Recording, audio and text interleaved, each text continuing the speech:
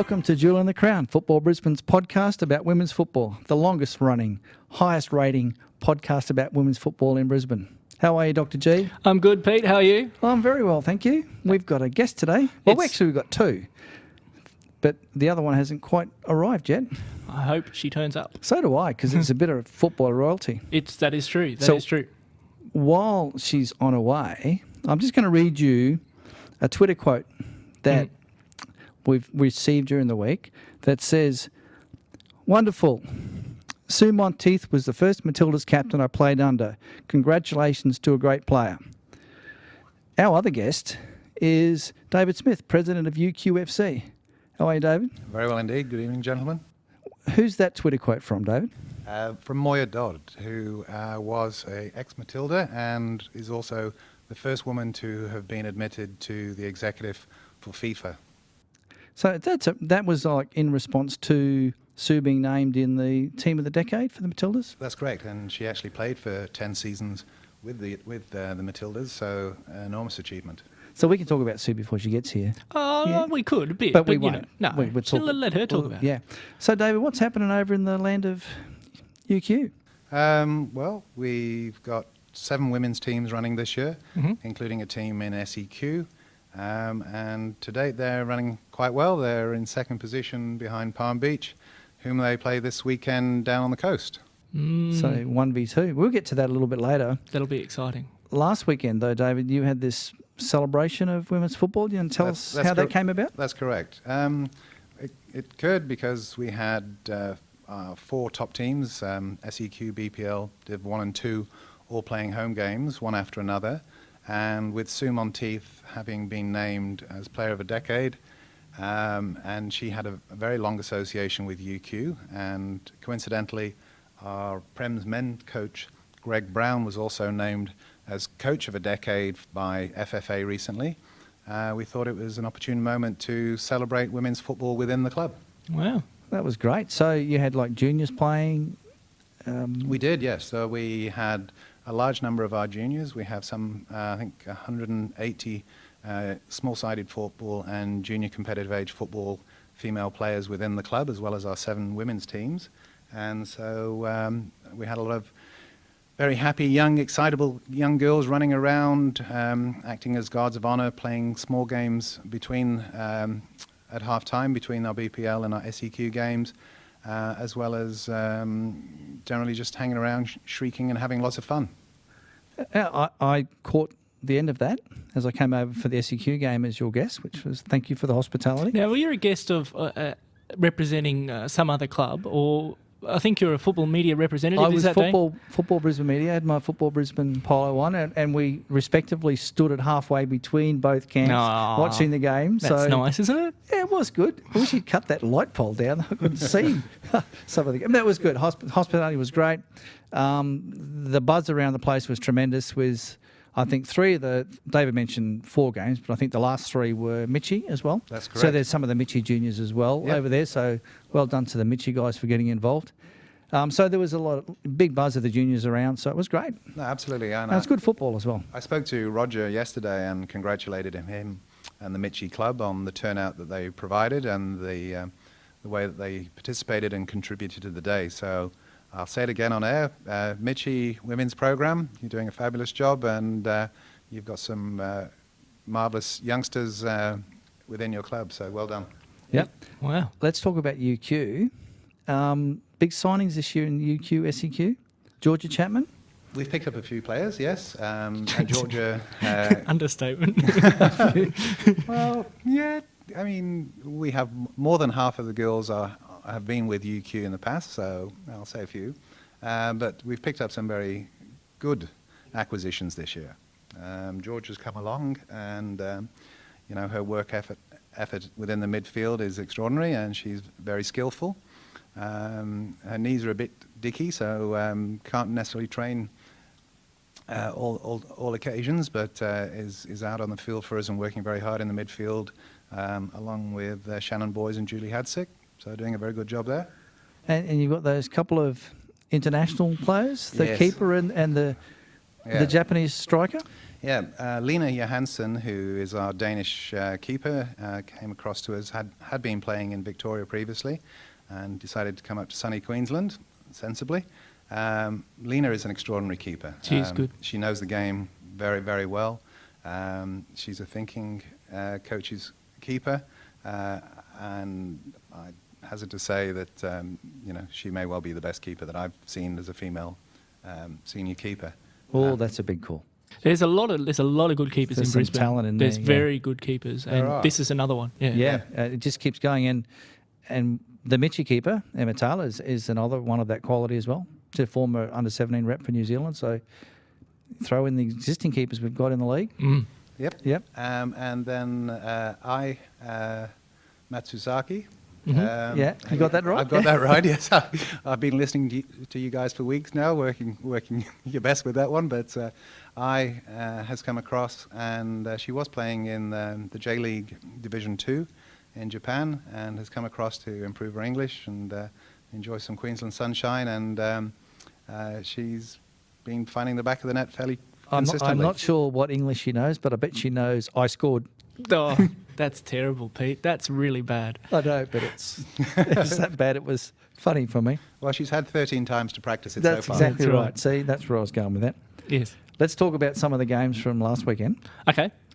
Western Pride and Palm Beach. Big win to Palm Beach. Probably not much more you can say about that, really. No. Close one, though, out at Peninsula Power. They were home to Sunny Coast Fire. Yeah, 3-2 in the end to Sunny Coast, but 1-0 to Power at halftime. I think this is almost the first time this year that a team that was leading at halftime didn't win the game. Yeah, you could be right. Little statistic in there. I Goal- haven't checked that. Goals for Power, Casey Jenkins and Britt Whitfield. Who also picked up a yellow card. Yep. And Sunny Coast Fire, 2 goals to Samara Christmas. Now, we were a little bit doubtful that she was going to be able to play this week, I thought she did her knee. but she's obviously good. Yeah. Maybe it was just a Maybe knock. maybe we're being used, Pete. We might have been. I'm not used to that. Mm. And Marcina Hunter picked up the other one. Right. Now, you know my mate Emily up there at the Sunny Coast in the media Yes, liaison that's officer up in Sunny Coast Fire sent us down a little report that Dave writes and did say that they were injury hit, but trailing 1-0 at half time from a penalty by ex-Matilda Britt Whitfield. So they've given her a bit of, so we know it was a penalty now. Okay. And they started the second half with a bit more urgency and equalised through Samara Christmas. They dominated possession, created lots of chances, and kept going forward, and eventually they scored in the 75th minute. Mm-hmm. All right. So you think 2-1 up, cruising along, getting to the end of the game. 90th minute, Power equalised. Ooh. But we know the final score, so So they kick off, they go up the other end and score again. wow. So 2 goals in that last couple of minutes of the game. Big finish out of Power. So Power girls probably gutted. Yes. Fire pretty happy. You imagine so. And a good result for Fire keeps them right up in that top 7. It does. Just makes that gap between 7th and 8th a little bit tough for teams below. Have UQ played either of those yet? We played Sunny Coast. We played them a few weeks ago, and I was very impressed with their coaching and their players. They're younger and certainly got a lot of skill there. So I would say that they can only continue to build on the season they're having so far in the next few years. And to be it's a good start. I mean, you know, I do talk occasionally about the last Sunny Coast side that was third 2 years ago. Obviously, they'd be, very mature if they were still playing, but I can't recognise any of their names. No, still these in the seem to be team. kids that have come through Through the NPL program, that's through right. the juniors. Very similar to the way that Palm Beach started. That's right. And we can see where Palm Beach are at. That's so right. another 12 That's months true. down the track. Very good side up there. Annalee played Redlands. Annalee took on Redlands. I caught the first half an hour or so of this game. Fairly tight. It didn't look like Redlands were getting away with anything, but their goal, I think, was a little bit soft. A bit of a spill by the keeper off a nothing much shot. And guess who was there to tap it in? Tegan Ryden. Tegan. I stomped away and said, bloody ex-Annalee products. And then I went home. Yeah. But, 2-0 is the end result. 2 goals to Redlands in the first half, Tegan Riding and Holly Houston. And so 2-0 to Redlands is a pretty solid effort by Annalee. So guess what time it is? It is time For the Red Riding Report. I can start this week's report with the headline, Toaster and Kettle create havoc at Annerley Soccer Field. 5 minutes into the second half, the field and the clubhouse were thrown into complete darkness, apparently because staff, probably Greg, in the kitchen happened to turn on a toaster and a kettle at the same time. Yeah. I haven't ever experienced a blackout at a game like this since I've been playing, and it was quite amusing when we found out the reason. Yes. When we were thrown from brilliant brightness to total blackness, we could not see a thing in front of us until our eyes adjusted. We then had to wait until the lights came on or reset themselves slowly one by one. Emphasises that. Yeah. While we stood under the stars, trying to keep warm. Sorry, Tegan. After a long 30 minutes, we were finally able to resume the game. Annerley's structure was very defensive, which came as no surprise to us. This seems to be becoming a trend with teams Redlands play against, and was similar to last week's game against Olympic.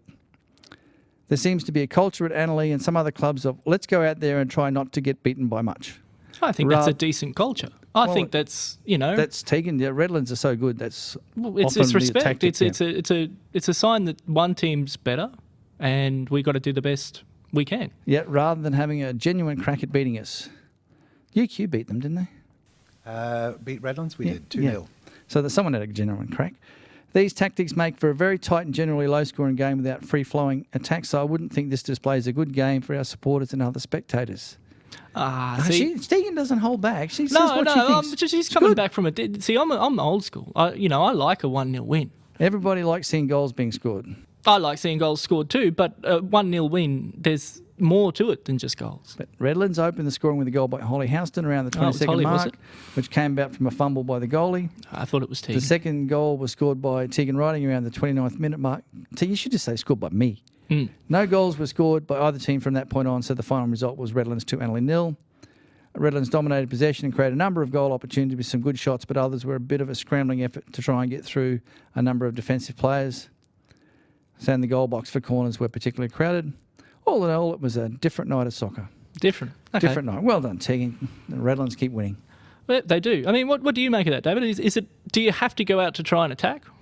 It depends on your opposition, and I suppose it depends on how well your coach has researched and perhaps witnessed opposing teams before you come up against them as to what strategy you might come up with. I know against Redlands, we held it tight to begin with, upset their rhythm, and then looked to get on top of them and did so.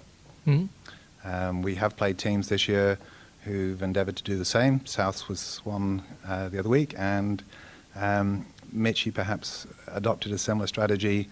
The difficulty is with that strategy is if you go down 1-0, where do you go then? Well, sometimes we talked a few weeks back when Taringa played the Gap and lost only 3-0, and that was a moral victory for Taringa, or Kelvin thought so.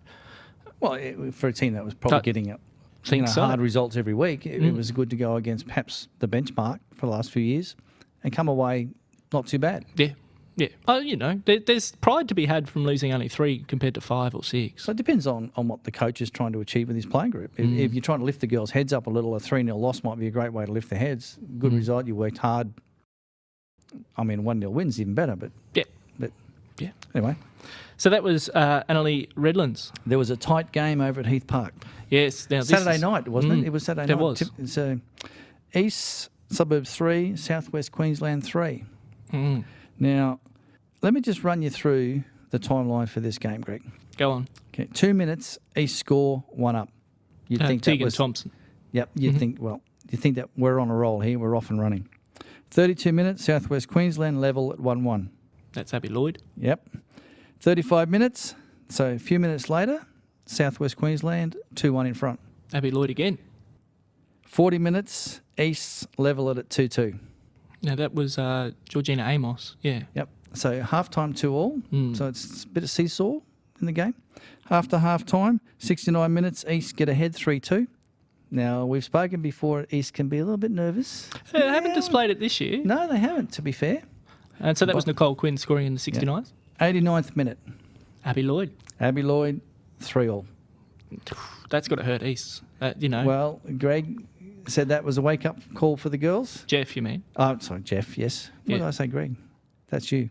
You know, Coach East. No. Jeff said, wake-up call for the girls with that game, and if that wasn't enough, Waitley got them at training on Monday night. I also think, and I'd have to check this again, but that's the first time a top 7 side has dropped points to a bottom 7 side. If we take the current sort of standing, I think. Yeah, you might be right. Mitchie done. Yeah, so there's some infamy there, East. So, David, that might be a good point for UQ, that, or points that East have dropped. Very happy with that result. Yes. Yeah. Congratulations, Southwest Queensland. Another group of young players. So they've bounced back well from some sort of tough games. Lost last week to Annerley, and then, Abby Lloyd's obviously a quality player who can score. She must be getting up into the Golden Boot stage. Yeah, she will. We'll have a look at that soon. Olympic had a comfortable win over Taringa Rovers. Yep. 5-0. UQ, as we mentioned before, hosted Mitchelton. UQ running out winners 3-0 with goals to Greta Bodie, Rachel Smith, David's daughter. Well, just thought I'd throw that in. And Matsusaki. David, you were there? I was. What's your take on the game? You were with me. I think that if Mitchie had a game plan that could be observed, it was perhaps that they were going to, again, focus initially on their defence.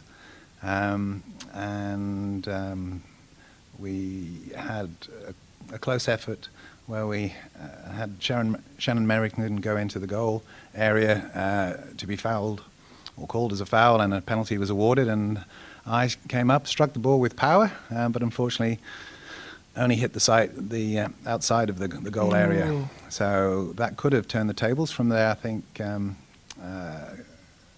Mitchie sort of put up a bit of more of a fight and threw a few attacks forward, and went into the half at 0-0. But then, and as you mentioned that, I mean, while Mitchie were defending quite strongly, Summer Dixon did hit the upright. She did indeed. So they could have pinched that goal. They could have done, yeah. No, it was a good effort. It was a long-range effort, struck with power, wide of the keeper, and came off the offside of the upright. So 0-0 at half-time. So the game was wide open at that point. Took 20 minutes. Well, I say wide open is... in the balance, I think. In the balance is perhaps a better way of saying it. So Mitchie was in the game. 0-0, you're in the game. Yeah, certainly. Oh, yeah. And they were very busy on the park. I mean, they were spending a lot of time and energy trying to close down UQ. As an observer, I felt that probably that would then tell in the second half, as perhaps their energies would be depleted, and that with stamina and speed we could overcome them in the second half, which I think basically tells the story. About 70 minutes, Greta Bodie got in behind down the right wing. She was on the right wing, given a very nice through ball, I think, from Georgia, if I remember rightly. Came in and shot across the keeper and hit the goal within the side netting. So it was a beautifully struck goal. It was a good goal. It was well goal. Taken, fair bit of power in it. But they didn't score the second till perhaps 5 minutes from the end. Not quite sure. It was fairly late. Yeah, probably just around the 80th minute. It had to be less than that. It was about the 75th minute. Greta again made a good shot from distance, which she's in the habit of doing, and it came off the underneath of the crossbar, and Rachel... Some young star called Rachel Smith managed to get it in with a left knee. She did what every good striker is meant to do, which is always follow in on a shot. And she got it over the line. And it came down, and she adjusted and put a knee to it, and hit the back of the net, which is always good. Yep. So as you said to me after the game, happy President, happy Dad. So it was a good night for you. Yep. And the last one from Matsusaki was probably right at the death of the game. But again, UQ attacked down the right, won a corner. Yes, we did. And the ball came in, scramble in the box, the ball hit the deck, and I was right there. Reacted quicker than anybody else. It was reminiscent of Enrique in the grand final. She met it on a half volley and hit it with considerable power, and it came in under the bar and hit the underside of the top of the net for a 3-0 win. So it was good. I thought from a Mitchie point of view, it was hard, it was tough. They fought it out. Danny Graham, I thought, did an excellent job up top. There's like a lone striker for Mitchie holding the ball up. So I thought she had a really good game up there.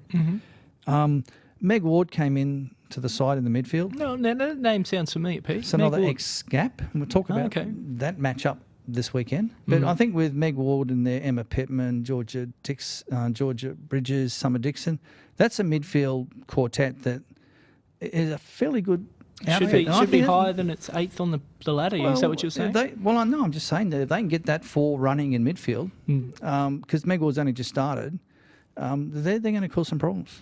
That quartet. Certainly, no. Mitchie was not easy opposition by any stretch of the imagination. You know, they're a very able and very competitive team. But I think what we're seeing with some of the teams that have got more youth to them is that there's a degree of fitness and stamina and speed that can last the 90 minutes. And I think it truly is a 90-minute game, as you said very clearly in about Penn Power, that you've got to play the full 90 minutes. Yeah. So it was a good game. George Chapman had a good game. Shannon had a great game in the midfield. So good game. Do you still have a psychiatrist on board this year? Or a new one? A sports psychologist? That's the one. Psychiatrist, sorry, it was a slip. We don't, but the coach of the SEQ team is actually a medico. We have a couple of medicos playing in the team as well as physios. So we're reasonably well covered when it comes to the welfare of our team. Excellent. The last game of the round, the Gap. Big winners over South United. That's it. I think we should go to a break and then we'll come back with the Golden Boot, the table and what's coming up this week. What do you reckon? Good idea. Hi, I'm Avril Beecham, W League referee, and you're listening to Football Brisbane's women's only podcast, Jill in the Crown. And welcome back to Jill in the Crown. I'm Dr. G. I'm here with Pete and David from UQ. Now, let's get into the Golden Boot because it's exciting. It is. It is exciting. Top of the table, there's 3 players on 13 goals. We've got Ai Matsuzaki from UQ, Lauren Brown from Palm Beach, and Leah Curtis from the Gap. So, top 3 teams all have a player in the top. Oh, top 3 teams. Yes, Palm Beach, UQ, and the Gap. Then on 12 goals, we've got Brittany Whitfield, the only player in the top 5 or so from below the bottom half of the table. Interesting, isn't it? Melissa Furigal won it last year from That's Power, right. And they didn't finish in the top 4. That's right. So Power can produce a good striker. Hey, we forgot. David had a statistic for you. Well, would like to hear it. I love David probably doesn't remember what it is. I do remember. I knew, Dr. G, you love your statistics. I do. Part of the enjoyment about the win last week was that doing the sums, UQ now would be assured of maintaining its position within the top 7 at the conclusion of the first set of rounds before the split. Oh, it is. So That's a good effort. Guaranteed Very good the effort. top 7 spot. That's a big jump. You know, new to the division. Yeah, very good effort by UQ. Is that where you wanted to be? Where did you want? We wanted to very much to be in the top 7. No Okay, question so about that was it? That was our initial goal. Mm-hmm. But goals adjust, and perhaps we're moving to a goal now that says that we would be in the top 4 at the conclusion of the season. I think you'll get that. So speaking of the table. Yep. I just wanted to mention 2 other people from the Golden Boot. Harriet Withers on 10 goals and Tegan Riding also on 10. So it's very tight up there. Yep. Very tight. That's interesting comp, the Golden Boot itself, yeah. Table. Palm Beach on top with 25 points. 50 goal difference too. Yeah, followed by UQFC on 24. The Gap now up to 3rd on 21. And Redlands in the top 4 on 19. East have dropped out of the top 4. Only on goal difference. It's on 19 points. But Redlands have a game in hand against Western Pride. Olympic and Sunshine Coast Fire both on 15. And that's the top 7. That's the top 7. Mitchie on 12, Thunder on 7, Power, Souths and Annerley on 6, Taringa on 3, Western Pride on none. Yep. I think that's your top 7. I think that is. Although could be changes. Could be. I think that result for East. That's hurt them. They probably won't even finish in the 4 now. That's a big call. Well, this is because in other circles I said, East for the title this year. Is it going to happen? Since I've said that, of course they've tanked, and I've put the kiss of death on East. I didn't mean to. Lex, I didn't mean to do it on this time. Lex, are you listening? Let's talk about what's coming up. Some big games, very big games. First up, a huge game for East. Can they beat Western Pride? Yes. Okay, I think they can too, but they better. Do you think there'll be changes? Do you reckon Jeff will make some big changes to the team? Definitely. The heads will roll. Heads will roll. Yeah. Oh, there you go. What are you tipping, Dave? Look, I'll give East. You'll give a East? nod. Okay. It's probably going to be close. Saturday, 6 p.m, Taralba Park. The cameras will be there. Mitchie host the Gap. A big game for the Gap. Big game for Mitchie. I guess you'll be down in your Football Brisbane media polo again. I will. I'll be there. You know, stirring the pot, no doubt. No, I'm not stirring the pot. Ex-Gap players playing at Mitchie. I think this is going to be a big, big game, and you're right. There are ex-Gap players playing at Mitchie. I think Mitchie are going to win this. You think Mitchie are going to win? I think that's the edge. I think Emma, Georgia, and now Meg Ward coming into that side in that midfield are going to shake it up. Oh, big call. Dave, what do you reckon? I wouldn't be too disappointed if Mitchie got up. You wouldn't be disappointed.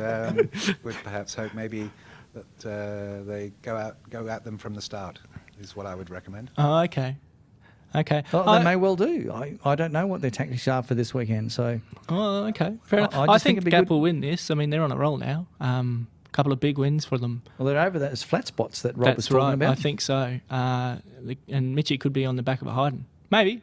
You never know. We'll see. Never know. And we'll be able to watch it next week. We will. If you can't get down there. Can't get down there. But if you do, please put out a different club logo. We haven't seen that on the camera yet. I want to see it. Okay. Good fun. Souths, so that's at 6 o'clock on Saturday. At 7 o'clock on Saturday, Souths take on Power, 11th versus 10th. Can Souths bounce back? Can Power bounce back? If Power wins this and get a couple on the trot, they could easily get 8th. They could sneak. They'd have to, results would have to fall very nicely for them. But, this could be their way of getting 8th at least. So I think I'm tipping Power on this one. I think Souths might bounce back this week. Okay. I just got a feeling. Dave? Toss up a coin. Oh, that's a president response, isn't it? Yeah, sitting on the fence. Big game. First take on second. Palm Beach on Sunday. We missed one game. Sunny Coast take on Olympic, but we've just received notification that game's been delayed postponed due to the schoolgirls' state titles. So there's a couple of games around the place in various age groups. There's another one here. Redlands and Thunder, I also think, has been postponed for that. Yes, it has. A lot of those regional sides have most of their squad, especially those younger ones, Sunny Coast and Thunder, probably have lost quite a few players to the school competition. But the game that is on Palm Beach hosting UQ. David, you're driving down to the coast for this one? No, I'll be watching my daughters participate in the state championships. So right. UQ will be missing a couple? Rachel will be playing. One hopes on Sunday afternoon at Grammars Arm Park at Brassel. All right. So, yeah, okay, up at Ipswich, yeah. Let's concentrate on SEQ though. Can UQ beat Palm Beach? I think that most definitely. I would think on our day that we could match it with Palm Beach, East Gap, who we've yet to each, to play. So we've Western Pride, and so if we can get over that stumbling block, we've got Palm Beach, East, and then Gap to finish off the season, which is quite an exciting run. It is a good run. 1 point behind on the league at the moment, but yeah, whoever wins this will get that much further ahead. Interestingly, if Palm Beach win, and we assume the Gap will win, I'm assuming the Gap will win, next week Palm Beach take on the Gap, another first versus second combination. Which will be the third time this year. If UQ win and the Gap take on the Gap win, then it'll also be first versus second. I'm just confused. Goal difference. I'm wrong. Keep Palm Beach in second place. He's got the statistic wrong, Dr. G. Worked too hard then, too fast. Yeah, so anyway, Palm Beach taking on UQ, huge game. Sorry, David, I'm going for Palm Beach. It'll be interesting to see how many goals will be scored. Both teams, it seems like, to attack. Will one adjust? I think it'll be a shootout. I think it'll be a cracking game, and it's one that I will be very sorry to miss because I do think it'll be a very high-quality game. I believe Palm Beach may be missing at least 3 players who would be hoping to be in the state championships finals themselves. Whether that'll impact on them more can only wait to be seen. Having watched the Palm Beach game, they like speed down their wings. So depending on which players are missing, it's certainly going to make for an interesting encounter. And knowing that Palm Beach then are perhaps going to be losing some players in the second half of the season, as a number of them go and play overseas or take up scholarships, they really need the points at this end of the season. Yeah. Interesting. Yeah. I have heard that about Palm Beach, a few of them going over to the States and stuff, which does happen with these younger sides, or the ones that are finishing school. Great game. If you can, on Sunday, if you've got nothing better to do, go down and have a surf, then go and watch some football at, where is it, Malawa? Yep. On the other end of the table, the last game in the round that's been played, Taringa Rovers, who are 13th, take on Annalee, who are 12th. Now, this is on Sunday at 5 o'clock out at Jack's Beer. So I'm sure Kelvin arrived early on Saturday to watch Annalee play, and I'm sure Gervais stayed late to watch Taringa play. So if they're not fully aware of what each other are doing, but I still think Annalee, a good result. 2-0 is a decent result against Redlands. Annalee might still be celebrating. I don't think you can't celebrate on a high, maybe. You take something away. You've got the skill and the talent and the guts to keep it to 2-0. Now you've got a chance to take it forward. Can you work it at the other side of the pitch? Well, it's one thing to sit back and defend against a better side get away with a good result. Against someone like Taringa, they now have to attack. That's right, they do. And that's where the challenge will be. I think Beck Sweeney will bag a brace this weekend. Becca Sweeney for Annalee, at least. At least. Dave, what do you reckon? Look, I think Annalee are likely to nudge it. But again, I wouldn't be surprised if it went the other way. I think it'll be a draw. Okay. Like 3-3 or something. Right. I think they'll both get a few goals. Fair enough. And it'll be a draw. Okay, well...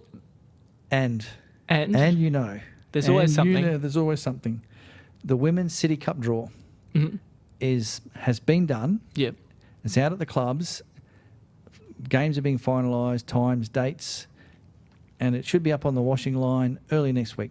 City Club. The City Cup. Because the Elaine Watson Cup draws up, and we'll talk about that in the next couple of weeks. Yes. So, girls, if you're in the City Cup, next week you'll know when you're playing. Okay, good. That's all.